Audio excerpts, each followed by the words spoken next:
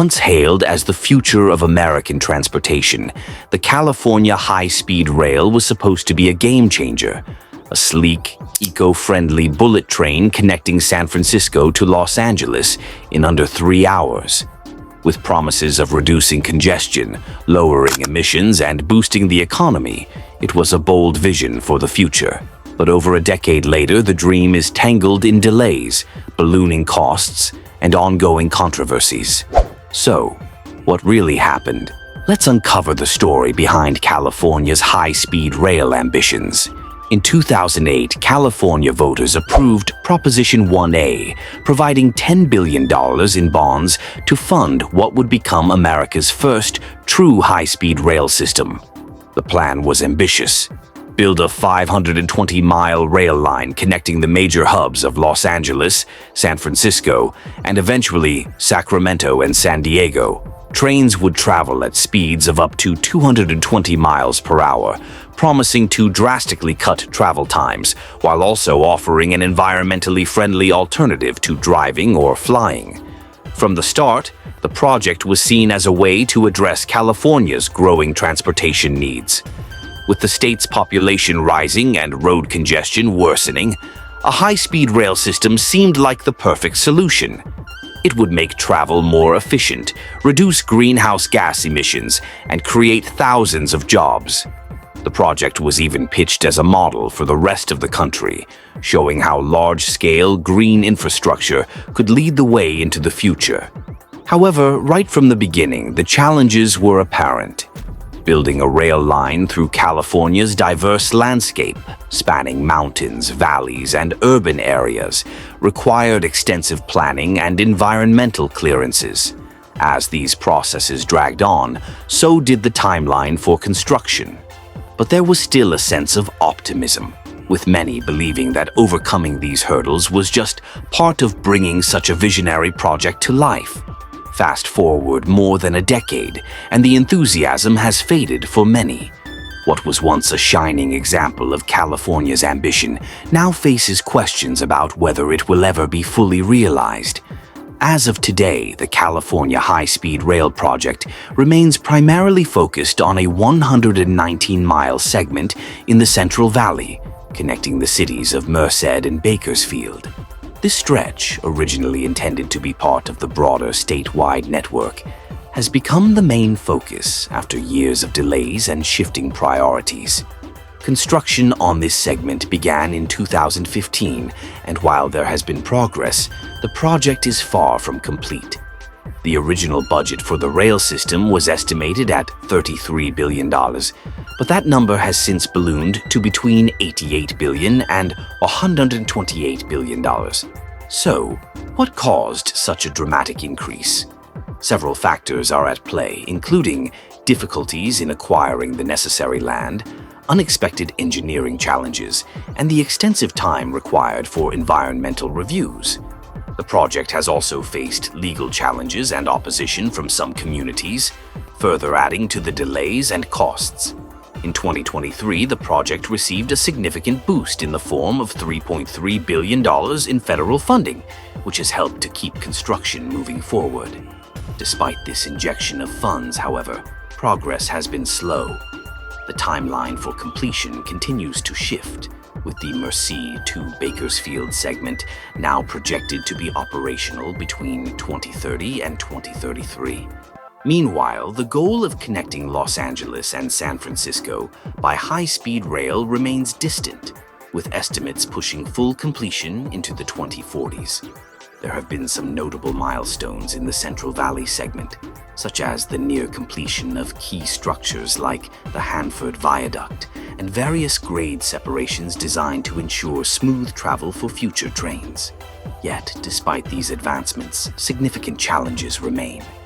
Utility relocations and land acquisition continue to be major stumbling blocks, while construction costs keep rising.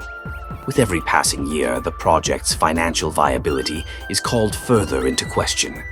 As delays pile up, costs mount, and public skepticism grows, it's becoming increasingly difficult for supporters to maintain the narrative that the rail will be worth the investment. The California high-speed rail project has always been politically charged, and over time, the debate surrounding it has only intensified. Initially, there was widespread public support. The idea of traveling between major cities in just a few hours was appealing, and many saw the project as a necessary investment in the state's future.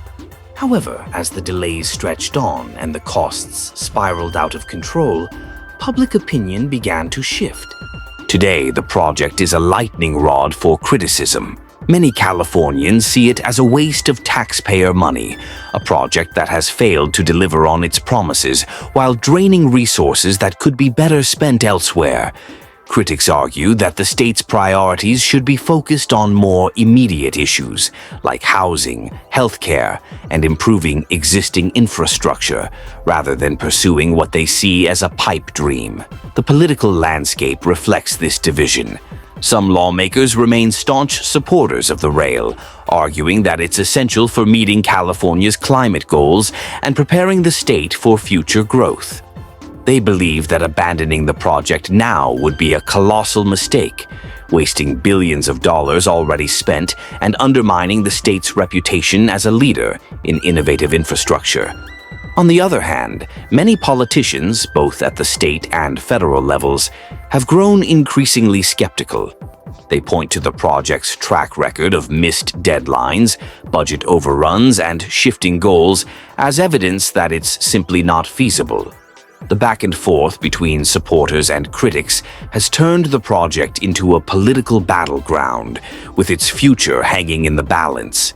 The local impact has also been mixed. In the Central Valley, where construction is most active, some communities are hopeful that the rail will bring economic revitalization, creating jobs and attracting investment. But others are more concerned about the disruptions it has caused. Farmers have raised concerns about the impact on agriculture, while some residents feel that their communities are being upended for a project they may never fully benefit from. Despite the mounting criticisms, one aspect of the project that remains compelling is its potential environmental impact. California has long been at the forefront of environmental initiatives, and the high-speed rail is no different. If fully realized, the system could take millions of cars off the road and replace numerous short-haul flights, reducing carbon emissions by significant margins. The trains will run entirely on renewable energy, aligning perfectly with California's aggressive climate goals. But like every other part of this project, these environmental benefits don't come without trade-offs. Construction has already displaced residents and businesses, and the project's route cuts through some of the state's most fertile farmlands. This has raised concerns among farmers and rural communities who depend on this land. They argue that the long-term environmental benefits are being prioritized over the immediate social and economic consequences felt by those in the path of the rail. Moreover, the delays and cost overruns have called into question whether the project will ever achieve the ridership numbers needed to justify its environmental goals. Even if the rail is completed, will people actually choose it over cheaper, quicker options like flights or driving? And if the ticket prices are too high, it could limit accessibility, reducing the rail's effectiveness in shifting people away from cars and planes. So, what lies ahead for the California high-speed rail? The revised plan focuses on delivering the Merced to Bakersfield segment by 2030-2033. This line would connect two growing regions, providing a faster and more reliable transportation option. Supporters hope that once this segment is operational, it will serve as a proof of concept, generating momentum to complete the rest of the network. The idea is that a successful Central Valley line could change public perception and attract further investment, potentially from private sources.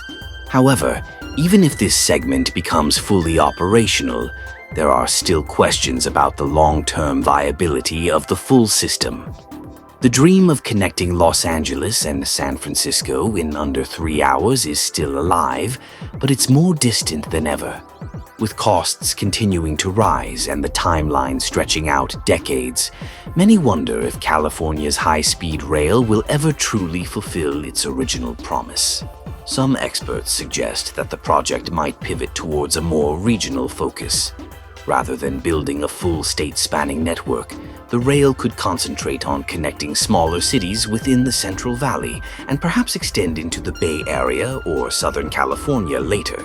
This approach could provide tangible benefits sooner, even if it falls short of the grand vision that voters bought into back in 2008. But there's also a possibility that the project could be scaled back even further, or worse, abandoned altogether. With every new budget report, the debate over whether to keep investing in this venture intensifies. For supporters, the stakes are high. Seeing it through could put California at the forefront of modern, sustainable transportation. For detractors, it's time to face reality and cut the losses. So, what do you think? Can California high-speed rail still become the game-changing transportation system it was meant to be? Or is it a costly dream that's lost its way? Billions have already been poured in, and the journey is far from over. Will this project redefine how Californians travel, or will it become a permanent reminder of ambition gone wrong? Let us know your thoughts in the comments below. If you enjoyed this deep dive, be sure to like, subscribe, and hit the notification bell. Stay tuned for more explorations into ambitious projects and their real-world outcomes.